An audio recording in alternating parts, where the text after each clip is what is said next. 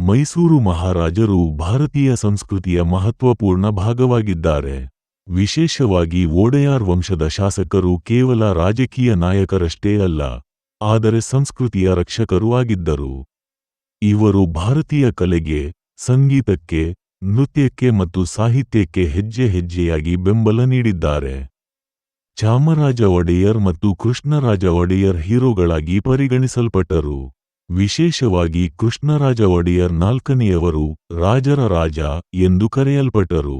ಅವರ ಕಾಲದಲ್ಲಿ ಮೈಸೂರು ನಾಡು ಶಿಕ್ಷಣ, ಆರೋಗ್ಯ, ಕಲೆ ಮತ್ತು ತಂತ್ರಜ್ಞಾನದಲ್ಲಿ ಸಾಕಷ್ಟು ಅಭಿವೃದ್ಧಿ ಕಂಡಿತು.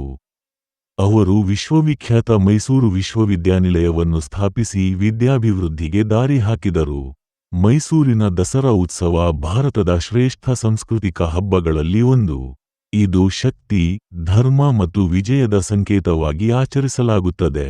ಮಹಾರಾಜರು ಈ ಹಬ್ಬದ ಮುಖ್ಯಾಂಗವಾಗಿದ್ದು, ರಾಜ್ಯದ ಜನರನ್ನು ಸಂಸ್ಕೃತಿ ಮತ್ತು ಸಂಭ್ರಮದೊಂದಿಗೆ ಒಂದುಗೂಡಿಸುತ್ತಿದ್ದರು.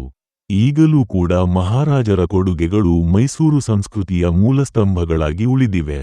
ಅವರು ಭಾರತದ ಶ್ರೇಷ್ಠ ಸಾಂಸ್ಕೃತಿಕ ಪರಂಪರೆಯ ಪ್ರಾತಿನಿಧ್ಯವಲ್ಲದೆ, ಜನತೆಗಾಗಿ ಶ್ರೇಷ್ಠ ಆಡಳಿತವನ್ನು ನೀಡಿದ ನಾಯಕರು.